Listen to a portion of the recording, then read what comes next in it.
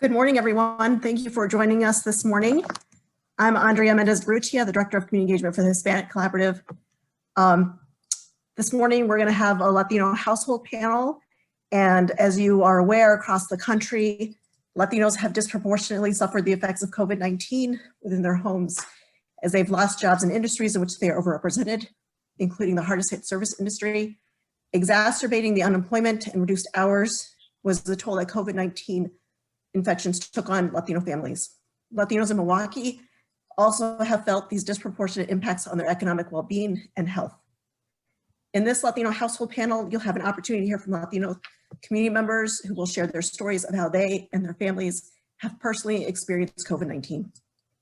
We ask that you please write any questions that you may have in the chat, and we will get to them at the end. To introduce the panel, I would like to welcome our moderator, Sandra Dempsey. Sandra is a native of Mexico who has lived in the US for over 19 years. Her background combines a unique blend of experience in video production, marketing, and selling media advertising. With a strong record of success working in top communication organizations, including ESPN Deportes and Telemundo, and she also has co-founded Estamos Unidos US. Her latest project and venture is SourceTen, a company specializing in consulting in video content creation and marketing strategy. Thank you for joining us today, Sandra.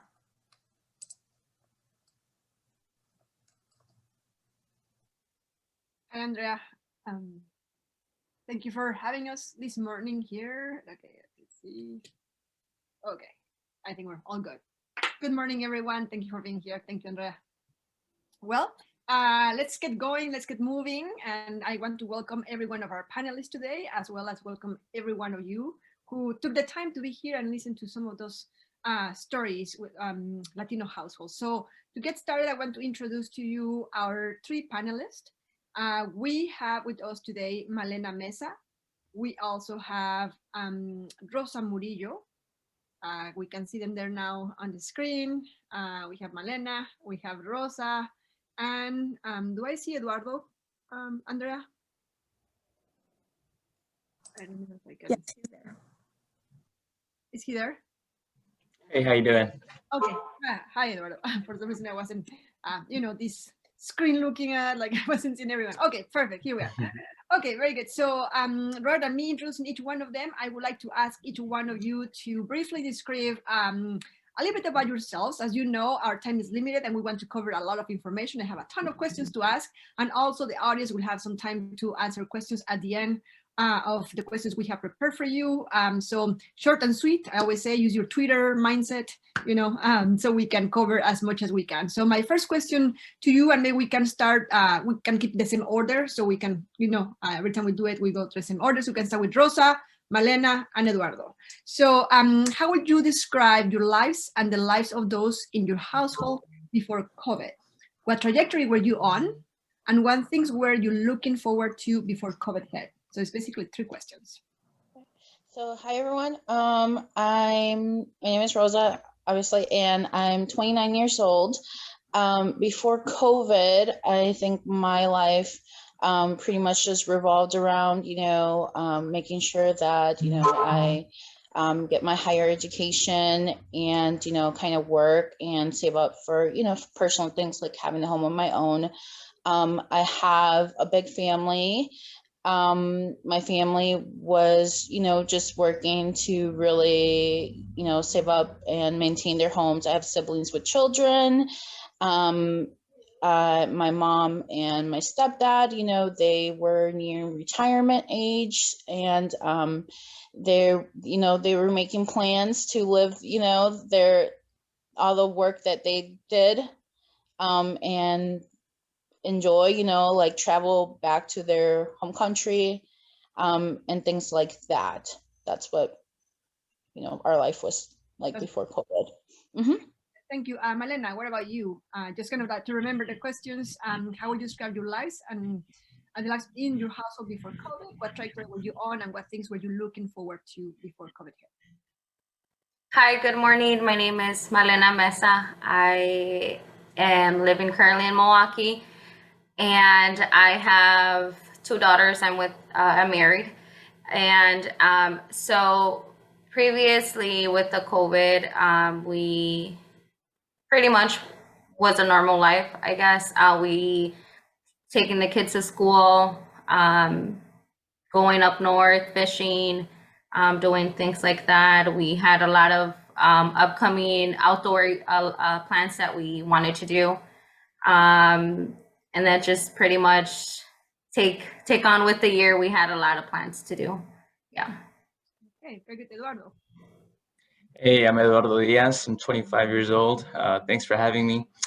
So before the pandemic, I would describe the life of my family and I as a fast-moving vehicle in which we never stepped off the gas pedal.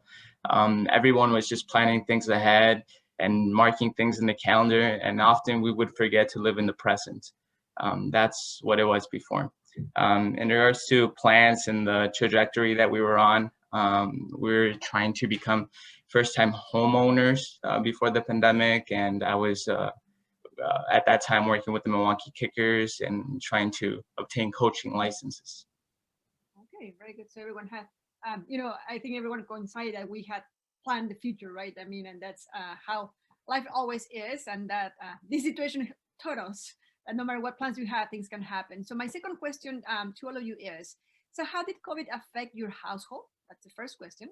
And first, how did you know that got sick and what happened as an outcome of those infections? How about in your household, was anyone sick? What about financially? Were jobs in your household affected? How did you deal with that? So this all has to do with that. So Rosa. Oh, can you put, you're in mute. Rosa, can you turn off your microphone? Okay, there. I try to go over this before, try to compose myself.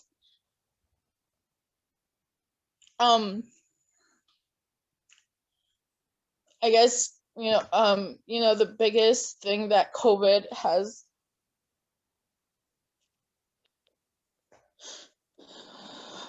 is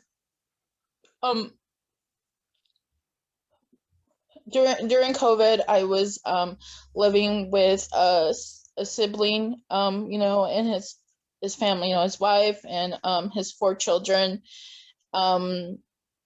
We had, a gathering between us, and that was the last time I saw my stepdad.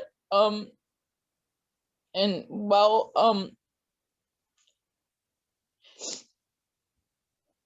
COVID that affected us that way because he was in the hospital for about a month before he passed away from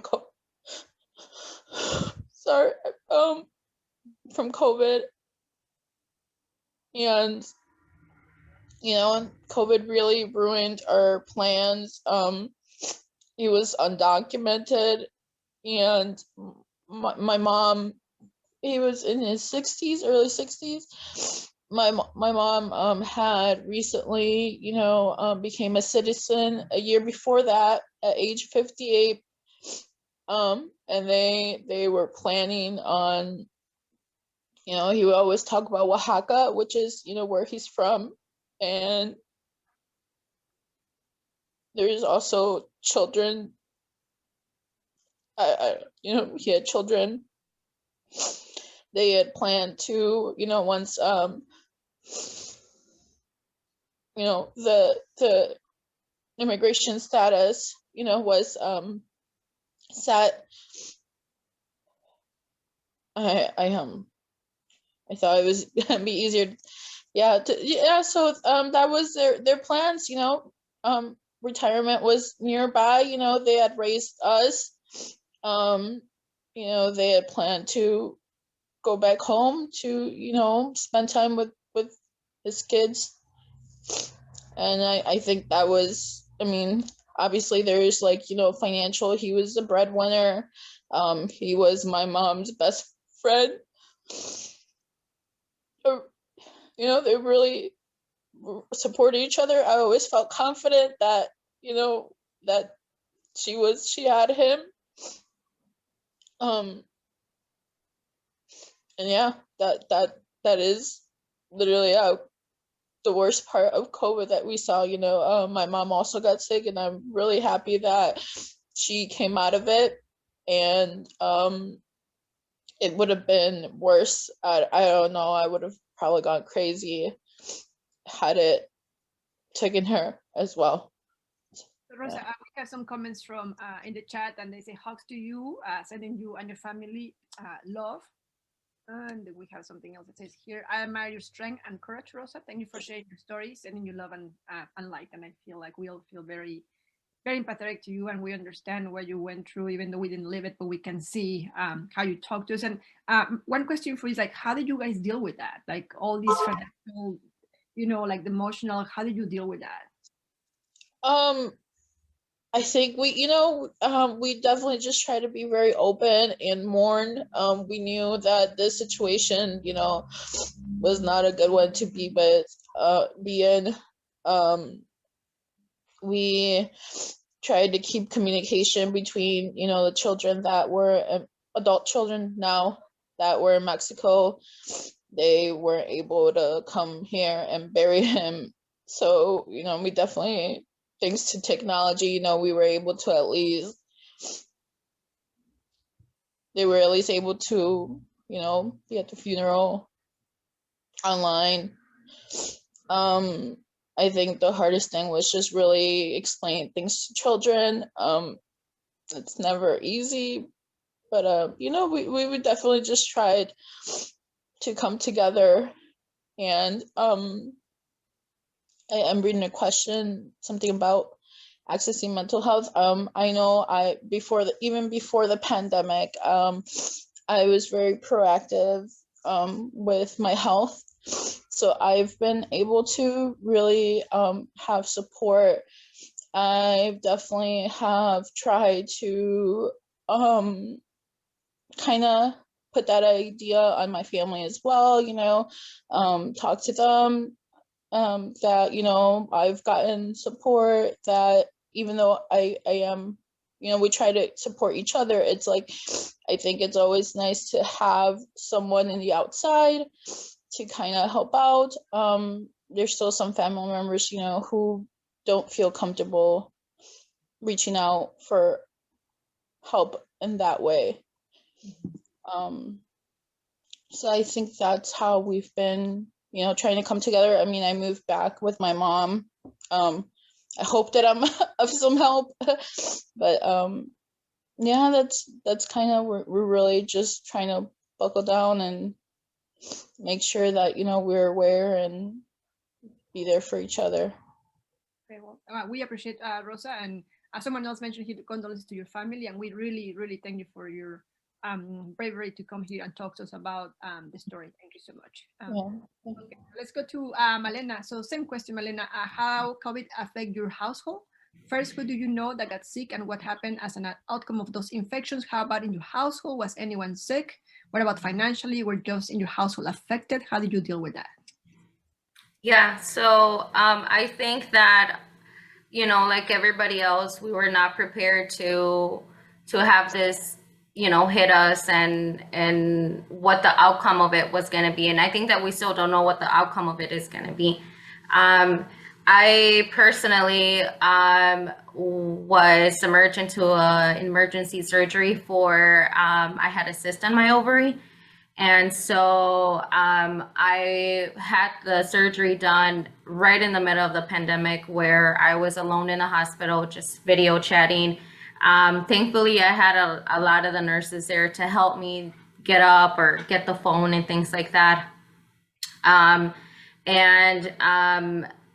Right now, so far, I think that at the beginning, the family wasn't taking it very serious. It was just like, we're hearing it, you know, we're hearing it come, and we're hearing the symptoms, and we're hearing what's it about. One of the persons that was hit with COVID was my mother-in-law, severely. She lives in Racine, in Kenosha, I'm sorry. And so we visit her often. But ever since the whole COVID thing, and with her being affected, and then my in-laws, well, we had more than the year that we did not visit them. And so I think that within the time we started noticing and we started taking a lot more precautions, more so because we would see it at work with coworkers getting affected. We had to get tested often, periodically, if we wanted to maintain our job for the safety, for our home, for the safety of the job, for the safety of everybody else. And eventually, with me having surgery, with my mother-in-law having COVID, things starting to get more serious, I decided to just, stay home. And my husband was able, thankfully, to, still continue to have his job. But again, it's a process that till this day he needs to get tested, because of the coworkers' positive results. And so financially, I think everybody was hit. Financially, we have to pay mortgage, rent, bills, food. There are certain things that your family is able to assist you, but with being limited of being able to get the help even from your family members, I think that just as how I see Rosa and where I accompany her, sometimes,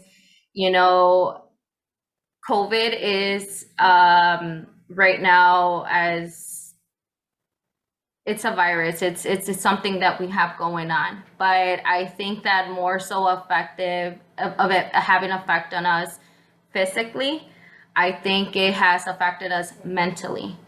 And a lot of us Hispanics, a lot of us who have old school parents who do not have the knowledge of what it is to go get help from a therapist, what it is to talk to somebody else, what it is to reach out for help, what it is to, just little researchers like that. I am 29 years old. I'm going to be 29 years old. And it has been so hard mentally because you have to figure it all that yourself. You can't call your mom and say, hi, mom, how do you make this recipe or how do you do this? No, you have to have that knowledge and learn that knowledge for your own family. And more so than physically, and having to see a lot of cases where unfortunately a lot of family members have passed away, because I think that we all feel it in a way where, really, how could it come down to this? And there's questions that are so not going to be answered. And, it's affected us, I think, more, and me, mentally. And, I never sat down and thought about those things before COVID. Yeah, thank you so much, Malena. I think you touched a great point.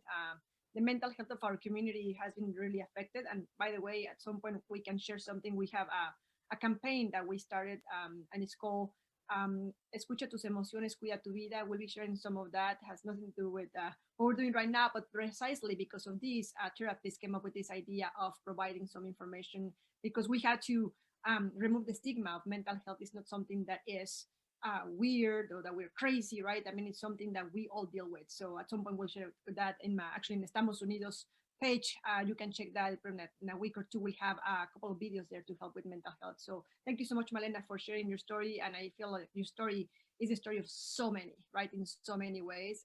I'm glad you're okay after the surgery. I'm glad you're here. But let's just go to Eduardo. Eduardo, can you help us answer the question? Yeah, so with my family, I think like most households, there was a sense of fear and not knowing exactly what was going on. In one side of the story, you want to be and stay informed by watching the news, but then on the other side, you want to turn off the TV because of the fear that's being spread. So the more we would watch, the more informed we were, but then the more scared we were as well, because we would see, the lootings of shops and things like that. And it was so close to our community. So it was definitely difficult times. I knew a couple of my friends, close friends, that were actually sick. And I had an uncle in Mexico that had a very, very tough situation. It was a life-threatening situation.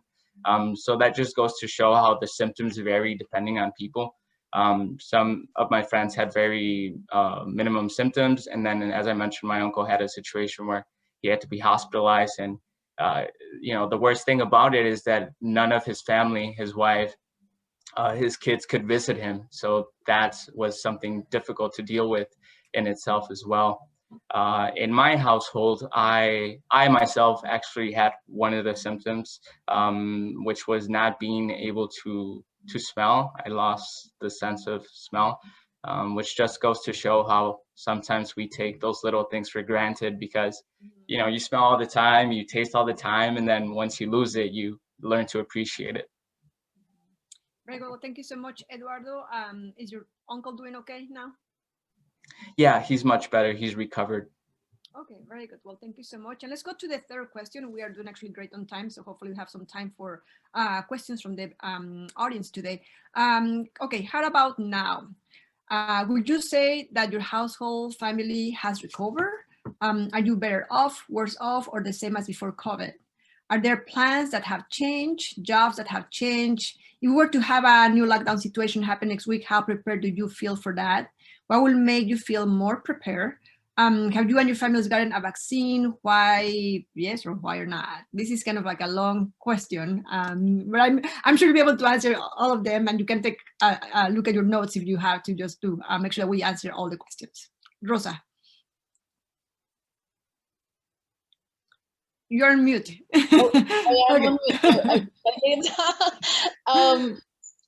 I definitely don't feel like we've recovered.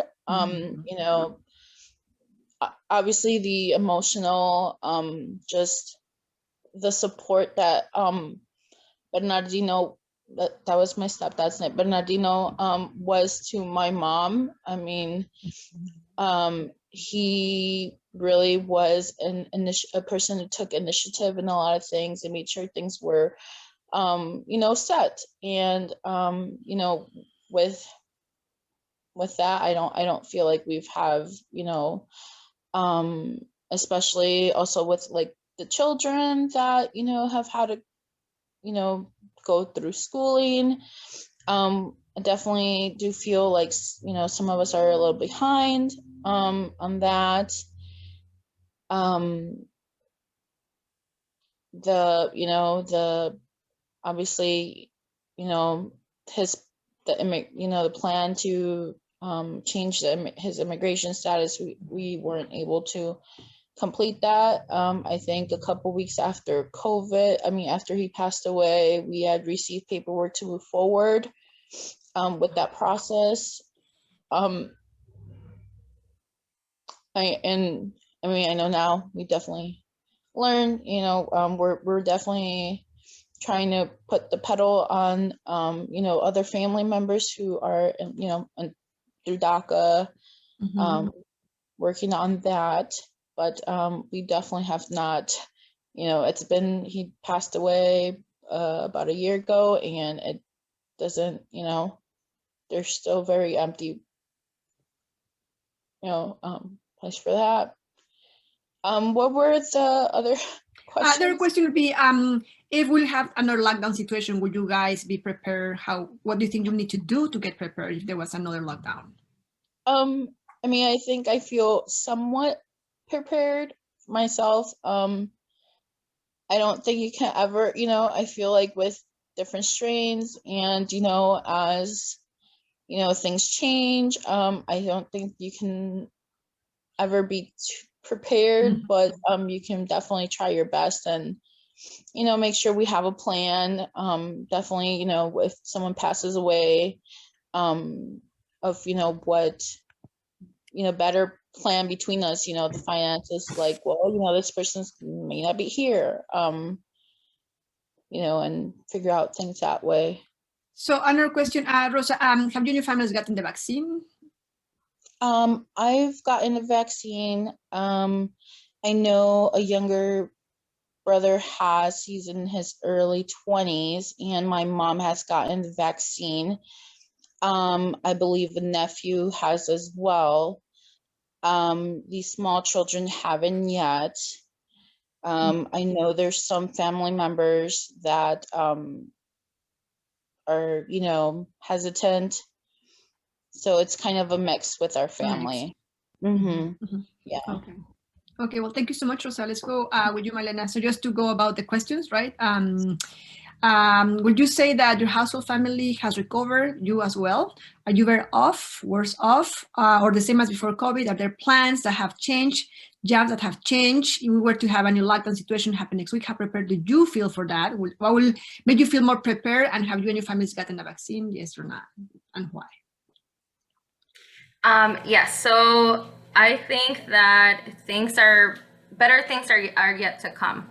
I think that this has prepared me mentally, and I'm gonna kind of focus on myself right now, because I think that we are the structure of the family. Sometimes when you're in a marriage and a household, and sometimes you put so much pressure on yourself that you think that you're doing the normality of just dropping the kids off, going to work, coming home, making their favorite food, things like that, and you don't take care of yourself. And I want to emphasize that because that's what I have learned through, you know, this past couple of months and this past year with this whole pandemic. You would think that you are okay, you're going to be okay in a lockdown with your husband and your kids. And sometimes it's not for the best, because that's why you have a job. That's why the kids go to school. That's why there's a purpose for everything. So that, you know, they can each focus on something themselves. And so I hope that the outcome for this, you know, again, I pray and we hope that better is yet to come. But I know that it's gonna, if it comes, you know, we are gonna be prepared, or myself, I'm gonna be prepared more mentally better, because I have focused on myself. Sometimes we go to the doctors because we have abdominal pain, a dentist appointment, or an upcoming appointment. We never check in with ourselves, even when we are healthy. We never check in with our family, even if we are okay. And sometimes, you know, again, I will bring up with the therapist, you know, sometimes it's better to have a conversation, you know, with someone who does not know anything about your life, because those are, you know, the ones that are going to be able to guide you to making better directions, instead of, you know, your own family, not in a bad way, but sometimes you just need that as a person. So, yeah. Go ahead. Yeah, you can. No, that was just it. Okay, so if we were to have a new lockdown situation happen next week, how prepared do you feel for that, and what will make you feel more prepared? I will be more prepared. My kids were going to school, but then because of the whole lockdown, they were doing virtual for a few months. And oh my God, Sandra, I struggled so much with my 6-year-old. You would think that because she's in K5, they're only going to play. No. You know, I learned to admire teachers a lot more than what I used to, you know, acknowledge them, because it is so hard to train them, to teach them how to learn. And it's like, it was very hard, very, very, very hard. Thankfully, they were able to, you know, finish the last month of school going. But I would definitely, I prepared myself with a lot of websites, a lot of places that I can reach out to, not only educationally, activity-wise. We are not doing yoga for 10 minutes, you know, little things like that come a long way. So, Malena, have your family received the vaccine? And I know you have a bigger family. Yes. So how many? Just for people to know, how many siblings do you have? So I have 5 siblings, and it's my parents, and then with myself is 6. And then as far as grandchildren. Grandchildren, I think we are 13 or 14 already. Yeah, okay. So we have a pretty big family. So this is kind of like, you know, I'm kind of like the black sheep, because I am the only one who has not gotten vaccine. My husband has not gotten vaccine. The reason why is because my kids have a very sensitive health problem. And so researching into the symptoms, researching into what's into the vaccine. There is nothing against it, but it's the symptoms that can affect my kids in my own home. We are taking all the precautions that we can. We have been getting COVID tested, and my parents keep enforcing that to us. Look into it. And it's not something that we will not get eventually, because it has to get done sooner than later in order for us to help normalize, the world. But as of right now, we have not. Again, it's just because of health purposes, but we are definitely looking into getting that soon. Okay, well, thank you so much, Malena. Eduardo. Yeah, so we are better off, and I say that respectfully because of the many families that lost a loved one. That wasn't the case with our family, but we did, through the process of the pandemic, learn to appreciate each other more and value the time that we were able to spend together more. There are definitely a lot of plans that changed. Personally, for me, it kind of made me reset my career path and understand myself better, what I wanted, where I saw myself in the future. And then with that being said, yeah, jobs changed. Everyone in my household came out with a new job during the pandemic. So that was a big change there. If there was to be a lockdown next week, I would definitely feel prepared. I feel like a lot of employees and employers have adapted to the online situation. A lot of businesses themselves started doing more online things. And I know Hispanic Collaborative has helped a couple businesses with Mercado MKE. So a lot of businesses that never knew that they could sell online are able to do it now. So they're a little better off because they're able to do it statewide. So I definitely feel more prepared there. And yeah, my family and I have received the vaccine. In the beginning, we were a little bit curious as to doing our research, and same thing, looking into it, and you see the good, you see the bad, and then you have to make a choice.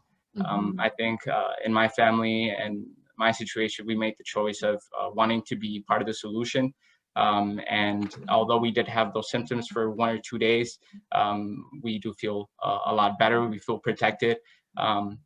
Well, we definitely understand the points of both sides, the people that want to get it and the people that don't. So I think it all comes down to just doing a little bit more research and ultimately coming up with a decision depending on the situation.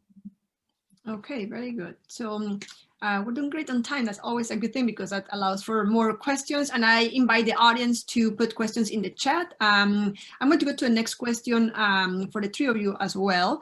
What are you seeing in your friends and family members in Milwaukee? Are there challenges still going on, and what is needed to address? If you could wave a magic wand and have any resources you need to address the challenges you're seeing, what would you do? Rosa.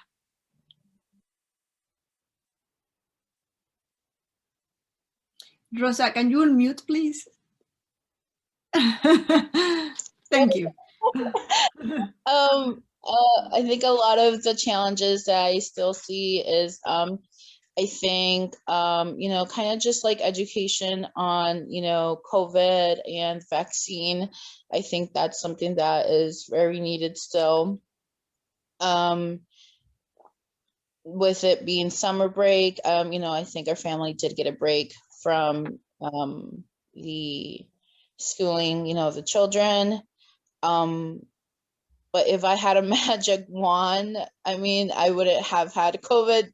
COVID wouldn't have been a thing to even begin with. I think, as far as resources, definitely like health services, mental health, physical health. I think I definitely want to see more of that. I know, there are some family members and friends who I know who are not, don't have those resources. And I think, with, myself having them, I really feel like it has made a difference. Obviously, there was the financial aspect of the pandemic. I felt that, you can really see the difference in, classes, you know, kind of like people who already didn't have the resources to begin with, you know, kind of weren't able to get those resources. So I think definitely not sure what is the answer, you know, like what would make it better, but, you know, something to maybe, you know, help families, especially even, you know, my entire family's, you know, their jobs haven't really changed, you know, they are essential workers. So they, I feel like a lot of them, you know, the way they had their life set up, you know, they didn't really have a choice to stay home. And I think that is really difficult when you have children, you know, that, you know, you have to change your schedule. I mean, they were able to manage, you know, they had some schedule changes, you know, my siblings with children, you know, are married. So, you know, and also, you know, they have me, which I wasn't much of help, but, you know, I did what I could. And yeah, I think I would really want resources for, you know, families that really have to manage a lot. So Rosa, when you talk about more resources, can you elaborate more on how does that look like, those resources? I guess I really don't really know exactly what that looks like. But at least, you know, definitely mental health and, you know, just healthcare in general. Sometimes, you know, I know even before the pandemic, you know, they're you know, I have family and friends that, you know, may become sick and, you know, because of the financial burden or something, you know, they were like, well, maybe I can put it off or hold off on things, things like that. I think maybe, you know, I don't know, some guidance with, you know, kind of navigating. I mean, there were the teachers, you know, that helped navigate, but I think, you know, was a situation that, you know, I don't think anybody was prepared for. And I think, you know, the teachers have been, you know, very understanding, you know, if maybe some of the parents may not know how to navigate certain things, or, you know, I think that, you know, and I think, you know, for families who, you know, didn't really have a choice, you know, to financially stay home, you know, or because of the nature of their job. I don't know what resource would look like. I mean, I really don't know what that, but something that would give families choices. You read down to like the mental, I mean, health in general, and also the financial aspect of things, right? I mean, if there was some, yeah, okay, that makes it a little more clear. Malena, what about you? What are you seeing in your friends and family in Milwaukee? Are there challenges still going on, and what is needed to address it? And if you could wave a magic wand and have any resources you need to address the challenges you're seeing, what would you do? Yeah, I think more of the challenge was more than with the friends. I think it was with my own family, because I have a big family, and even if the birthday comes in on a Tuesday, we get a little cake and we sing happy birthday to, you know, whoever birthday it is. And having to do that virtually, having to do that video chatting, having to do that, having to teach my parents that they know nothing about technology, how to video chat with us, was a bigger challenge, especially not being able to physically be with them a lot and to like actually show them. But I mean, I think that every obstacle, no matter how hard it gets, no matter how many times it fails, it's not a failure without, you know, you not giving up. I think that being together and being able to communicate with each other kept the whole social distancing and the process eased it a lot better. with me hoping to having a magic wand and you know, making something out of it, I think would be that I saw it on my parents and that I continue to see it and that I continue to learn off of them, is that I was brought here to the States when I was 2 years old. I'm 29 years old now. And I'm very thankful for everything that my parents have given us, and you know, everything that you know, they have shown us. But it's now our job to coach our parents and to do the coaching, because technology, resources, things of just going out to do, there's 90% of the stuff that they don't know. And that now we have to teach them. And so I think that if I were to have the magic wand, it would be to emphasize that now into our community, into our generation, into you know, young adults who have my age, to consult and acknowledge our own parents now to everything that we know, because they're going to tell you and they're going to say, oh yeah, oh, I didn't know. And now it's a part of you giving back to them instead of you know, not to say your community or to your friends, but go back to the root, so that you can continue to grow.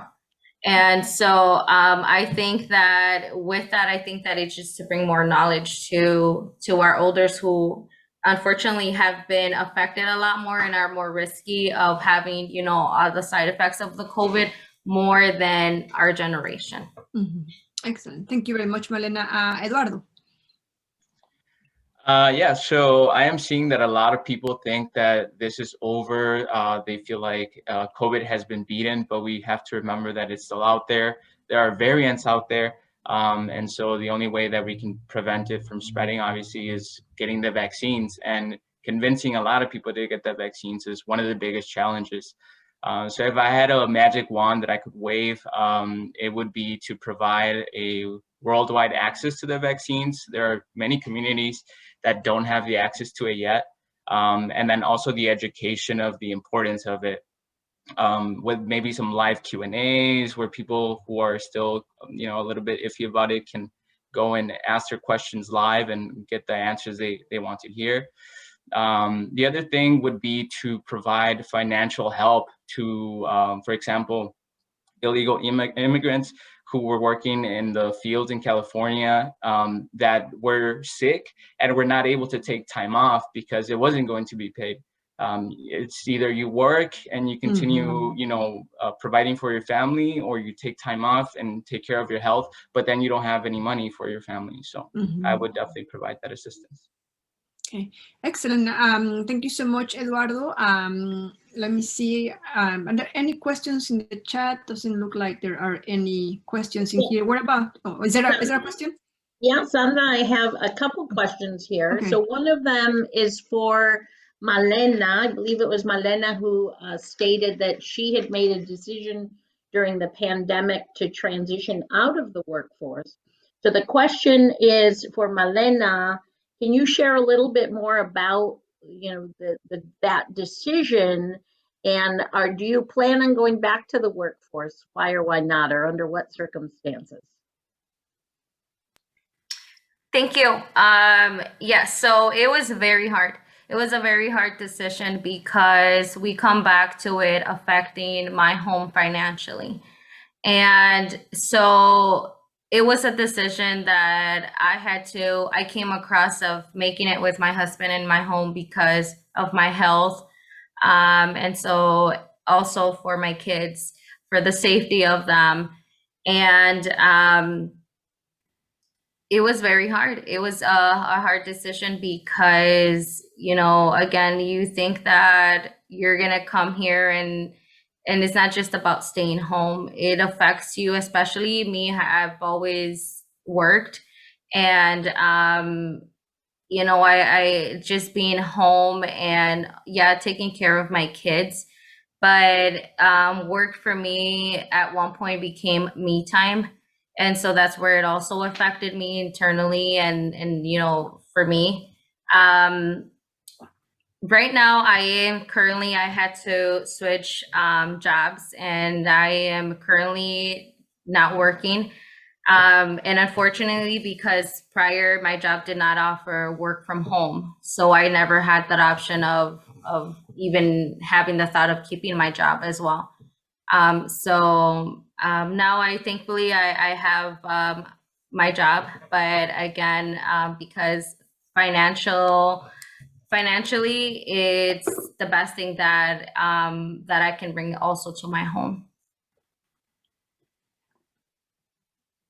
Thank you, Malena. I believe there are some other questions, Nancy.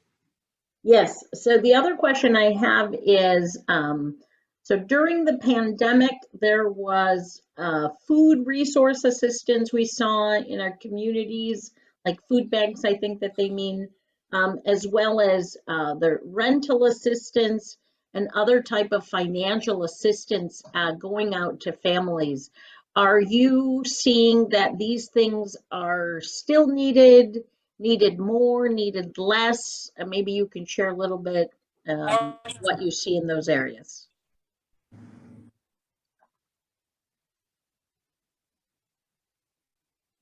Yeah, I can answer this. Definitely still needed. There are many families out there, like I mentioned, that they're not able to take PTO. It's just the nature of their workforce. So they either continue to work or they can't provide for their family. So that rental assistance, the food banks are definitely still needed. Mm-hmm.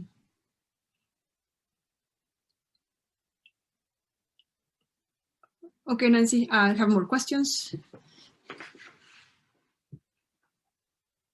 Sorry, I have to get myself on mute. Yes, one more question here, and this will be the last question, Sandra, and then you can take us and to kick it back to, I think, Andrea, to get us into break.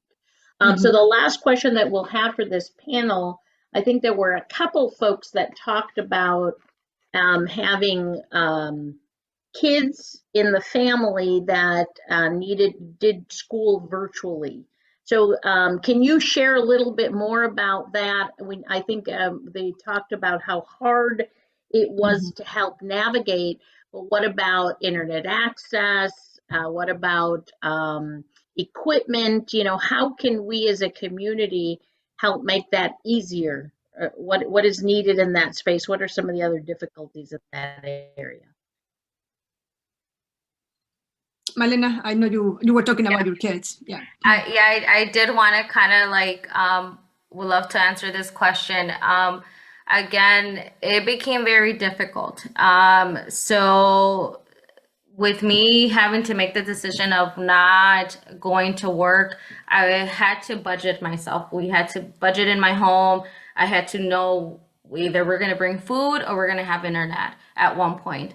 And you know, with me not being able to interact a lot with my family and with my parents, they were the resources for me. And so I would ask my mom, like, can they go and do virtual at your house? You know, can you give them a space? And it was really sad because, you know, my kids were in my parents' living room and my mom couldn't really get close to them because she chose not to for their own safety.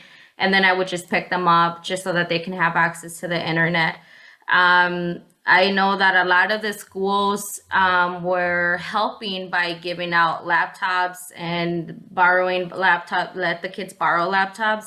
Unfortunately, my school's kids, they did receive a laptop, but with the little one, with the K-5, because she was in K-5, it was limited to her having access to one. And again, it just because it was the responsibility of what if it breaks, you have to pay it. And with me already being limited and having a budget of paying the internet and us having to budget at home, I just didn't want that responsibility, and we would only share one computer. And sometimes my sixth grader, she would have to miss one period of class to have my K-5 join her virtual class. And it just became really hard. And so I would wish that, you know, as us in the community, as us parents that have kids, to put a little bit of more effort into maybe bringing those thoughts and ideas to our kids' schools. You know, not a lot of us have resources to internet or having a laptop. A lot of the students depended on the laptop from the school because the parents couldn't afford a laptop. And so if we can, us as parents and even as siblings, that we see that, a question is never a dumb question, and excuse my language, but if you don't ask it, they will never know the resources that we need at home. And that's why we need to speak, and that's why we need to give them ideas, because that will help them, help us, and then help our newer generation. Excellent. Thank you so much, Malena, for sharing this. I believe your story really tells the story of so many. As you say, it was either one thing or the other. And schools, some of them were resourceful, some of them weren't. And we appreciate everyone's efforts. At the end of the day, everyone did their best, but there is more that could be done. And I feel like, as you say, we ask for specifics. We may get more specific help as well. Well, I think we are at the end of our panel with 3 different households. I want to thank the Hispanic Collaborative for putting together this effort and putting our, all these ideas and people together today. I want to thank each one of you, Malena, Eduardo, and Rosa, for sharing your stories, for being open and vulnerable by talking to us about, you know, your experience through COVID the last months. And also, I want to thank everyone who joined us today for having interest in learning more about who we are as a community, and get to learn more about how deep this concept goes about COVID, right? I mean, it hits home in different ways to different people. So I want to thank everyone. Thank you, Andrea. And now we're going to move to the next panel, who is with business owners. I give the microphone to Andrea, and thank you, everyone. Thank you so much, Sandra. Thank you to all of the panelists. And thank you all for tuning in to our household panel. At 10 o'clock, we will start the Latino business panel, and we would ask that you please stay tuned. We will be putting up a slide in a second, and we will return momentarily. Thank you so much.